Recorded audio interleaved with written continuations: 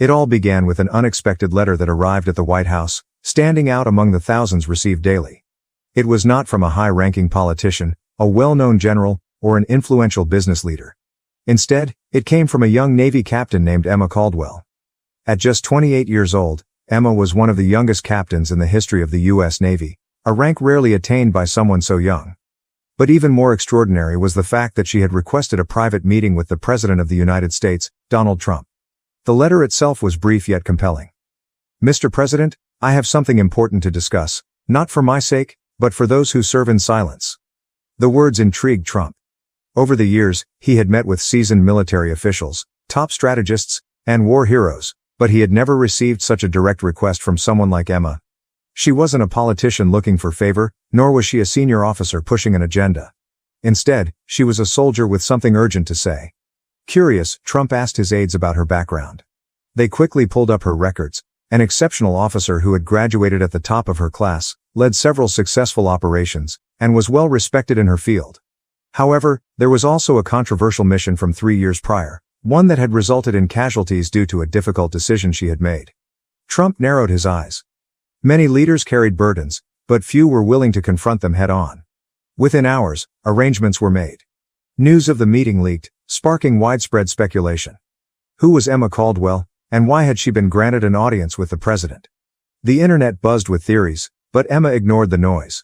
She had faced skepticism before, when she joined the Navy, when she became an officer, when she took command. Now she had the opportunity to speak up, not for herself, but for those who had sacrificed more than she ever could. Emma Caldwell's journey to becoming one of the youngest Navy captains in U.S. history was anything but ordinary. Born into a modest family with no deep military lineage, she was not handed opportunities, she fought for them. From a young age, Emma had an innate sense of discipline, a relentless drive to excel, and an unshakable determination to prove that leadership was not about privilege, but about responsibility. At the age of 18, she enrolled in the U.S. Naval Academy, determined to carve her own path. From the moment she stepped onto the academy grounds, she faced skepticism. Some doubted whether she had the resilience to endure the grueling training, while others assumed she had advanced due to diversity quotas rather than merit. But Emma silenced every doubt by graduating at the top of her class, proving that her place in the Navy was not given, but earned. By 22, she was commissioned as an officer, a remarkable feat considering the intense competition. At 26, she took command, making history as one of the youngest captains in the modern Navy. Leadership at that level required more than just strategic brilliance. It demanded the ability to make life and death decisions, to bear the weight of responsibility, and to inspire those under her command to trust her judgment, despite her age. However, Emma's journey was not without hardships. 3 years before her meeting with President Trump, she had made a critical decision during an operation that led to casualties. It was a moment that shaped her as a leader, a choice that haunted her nights but also defined her sense of duty. She had learned that true leadership wasn't about being perfect. It was about carrying the weight of difficult decisions and standing accountable for them. By the time she wrote to the president, Emma was no longer just a rising star in the Navy. She was a leader forged by trials, hardened by experience, and ready to speak up for those who served in silence. Her story was not just one of personal ambition but of unwavering commitment to the principles that define true leadership. The moment Emma Caldwell stepped into the Oval Office, she felt the weight of history surrounding her. The polished wooden desk, the grand portraits of past leaders, and the quiet intensity of the room were reminders that this was where critical decisions were made, decisions that shaped the nation. But today, she wasn't here as just another military officer paying a courtesy visit. She was here to deliver a message that she believed needed to be heard. President Donald Trump stood near his desk, hands in his pockets, studying her with curiosity and measured respect. "Captain Caldwell," he greeted, his voice steady. "I've met generals, admirals, and world leaders, but a 28-year-old Navy captain sitting across from me, that's something you don't see every day." Emma met his gaze without hesitation. "Mr. President, thank you for meeting with me," she said, standing at attention. He gestured toward the chair in front of him. "Your letter got my attention. You said this wasn't for you, but for those who serve in silence. Tell me what that means." Sitting down, Emma steadied herself. This was the moment she had prepared for. She took a deep breath and spoke with unwavering conviction. "Mr. President, behind every mission, behind every medal, there are sacrifices that no one sees. Leadership isn't just about victories, it's about surviving the failures, the ones that keep you up at night." Trump narrowed his eyes, intrigued. "Go on." Emma didn't hold back. She shared the story of Lieutenant Jake Carter, the friend and fellow officer who had lost his life due to a call she had made 3 years ago. "I live with that every day," she admitted. "Because leadership isn't about always making the right choices. It's about carrying the weight of the wrong ones." The room fell silent. Trump leaned forward, his expression unusually serious. "I understand that," he said after a pause. Emma hesitated. "Then why do it?" Trump gave a knowing smile. "Same reason you do, Captain. Because if you don't, someone else will. And you'd rather be the one carrying that weight than let someone else bear it." For the first time, Emma felt understood. And she realized that this conversation was just the beginning of something much bigger. As Emma finished recounting her story, the room fell into a heavy silence. She had spoken with unwavering conviction, laying bare the burdens of leadership that few dared to acknowledge. Across from her, President Donald Trump sat in quiet contemplation, his hands folded together on the desk. His usual commanding presence was still there, but for the first time, Emma noticed something else. An understanding that went beyond mere words. "You still carry it," Trump said finally, his voice quieter than before. Emma swallowed hard and nodded. "Every day," she admitted. "Because leadership isn't about making the right choices all the time, it's about carrying the weight of the wrong ones." Trump leaned back in his chair, exhaling slowly. He studied her, his sharp gaze searching for something deeper. Then, after a long pause, he said, "I understand that." Emma wasn't sure if he really did. After all, he had never commanded troops in combat, never had to face the raw, immediate consequences of a battlefield decision.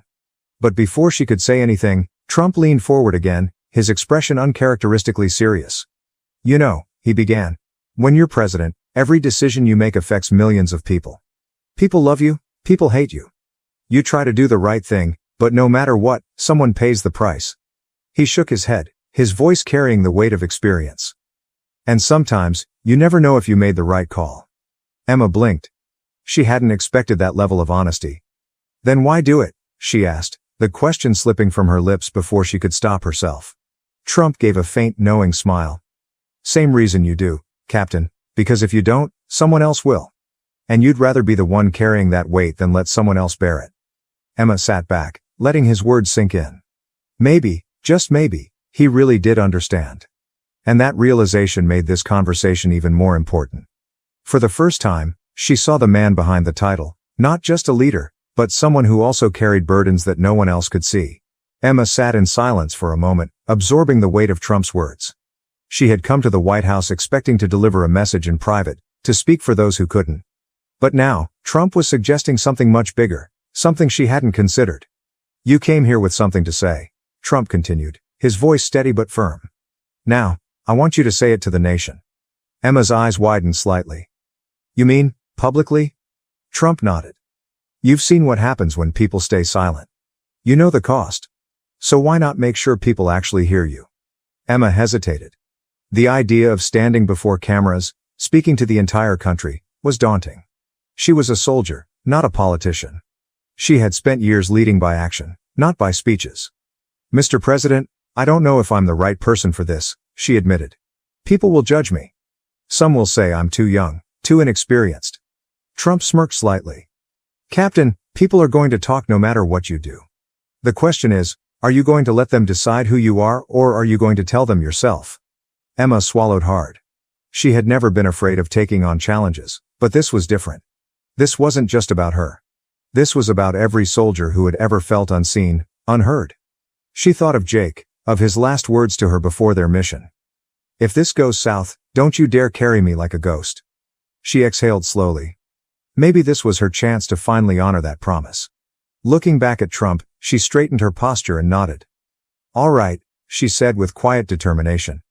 "Let's do this." Trump grinned, sensing the shift in her resolve. "Good," he said. "America needs to hear you." As Emma stepped onto the stage in the White House press room, she took a steadying breath. The room was packed, journalists, political commentators, military officials, all waiting to hear why a 28-year-old Navy captain had been given this platform. The hum of whispers and camera clicks filled the air, but Emma blocked it all out. This wasn't about her. This was about the men and women who had served in silence for too long. She adjusted the microphone, scanning the room before speaking. "America loves its heroes," she began, her voice clear and strong. "We celebrate those who return home draped in medals, those who make history with victories. But we don't talk enough about the ones who don't make it back. Or the ones who do, but leave pieces of themselves behind. The murmurs in the room quieted. The weight of her words settled over the crowd. I wear this uniform with pride, she continued. But leadership isn't about rank or power, it's about responsibility. 3 years ago, I made a decision that cost a man his life. And every day since, I've carried that weight. Because that's what leadership is. It's standing tall, even when it hurts. The camera zoomed in, capturing every expression, every moment of raw honesty. Across the country, televisions and online live streams broadcasted her words. Soldiers in barracks, veterans at home, families who had lost loved ones, all listened. This is not about politics, Emma said firmly, her gaze unwavering. This is about the truth we don't like to face. The truth that leadership comes with sacrifice. That some wounds are invisible. That we owe it to those who have served, not just to honor them in memory, but to support them in life. For the first time in a long time, the conversation surrounding the military wasn't about strategy or policy. It was about the human cost of service.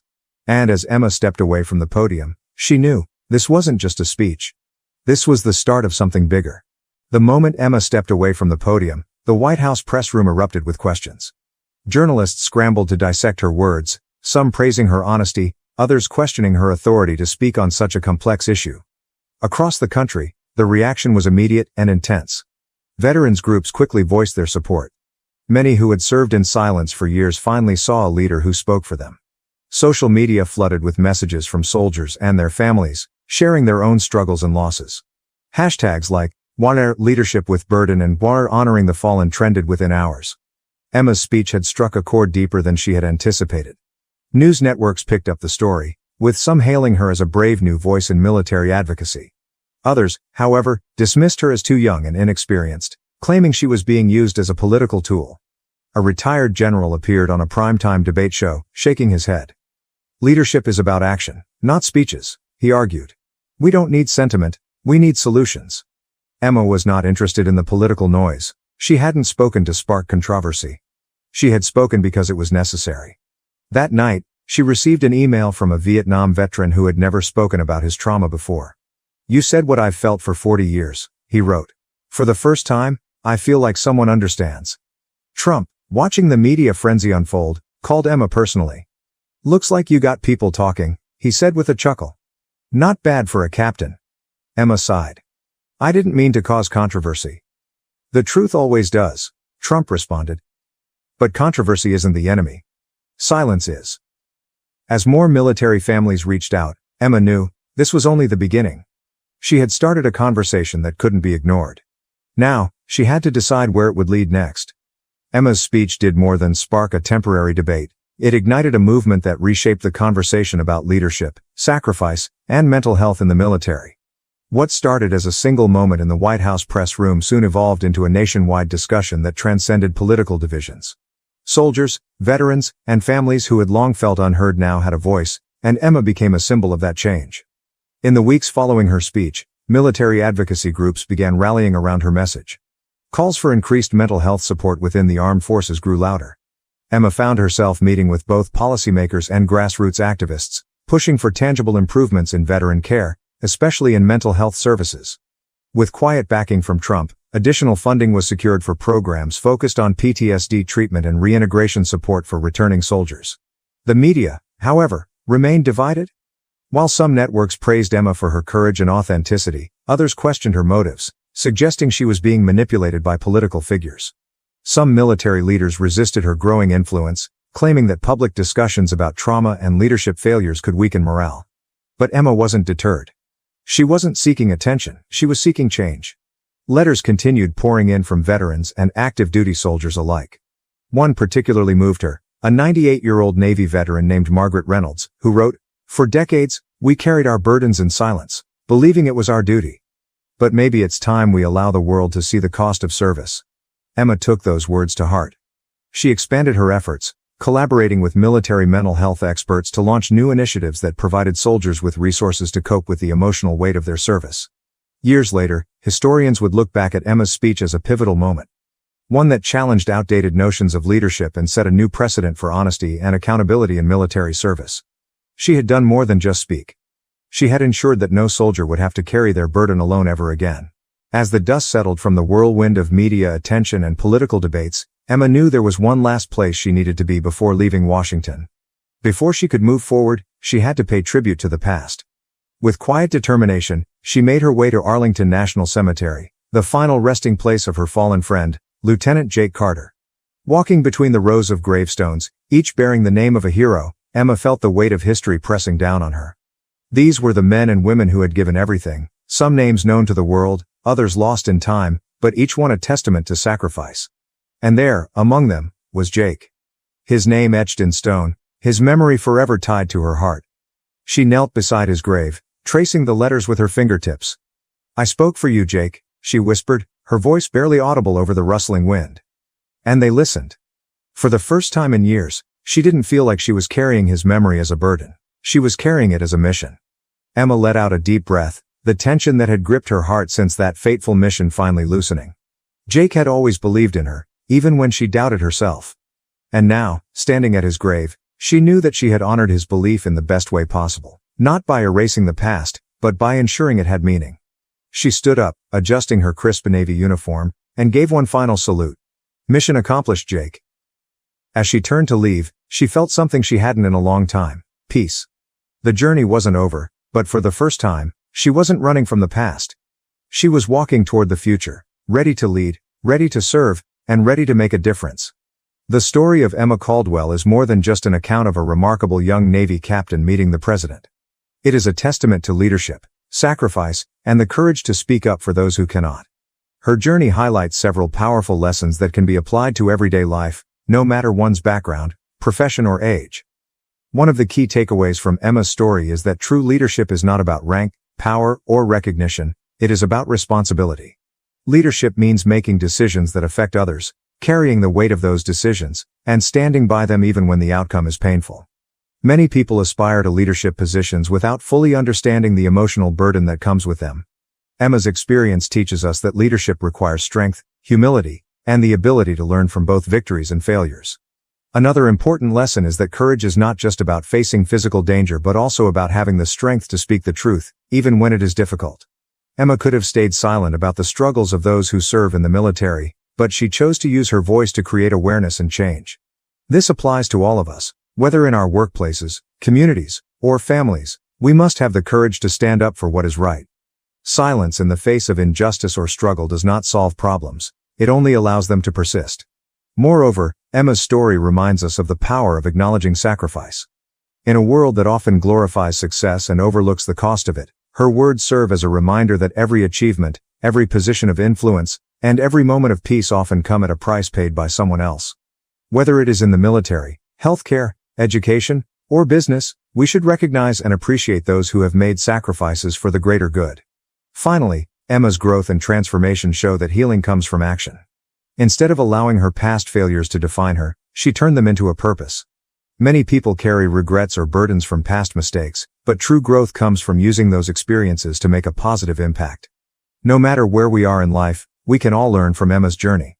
Leadership is not just about holding a position, it is about carrying a mission. Courage is not just about facing threats, it is about facing the truth. And making a difference does not require being in power, it only requires the will to act.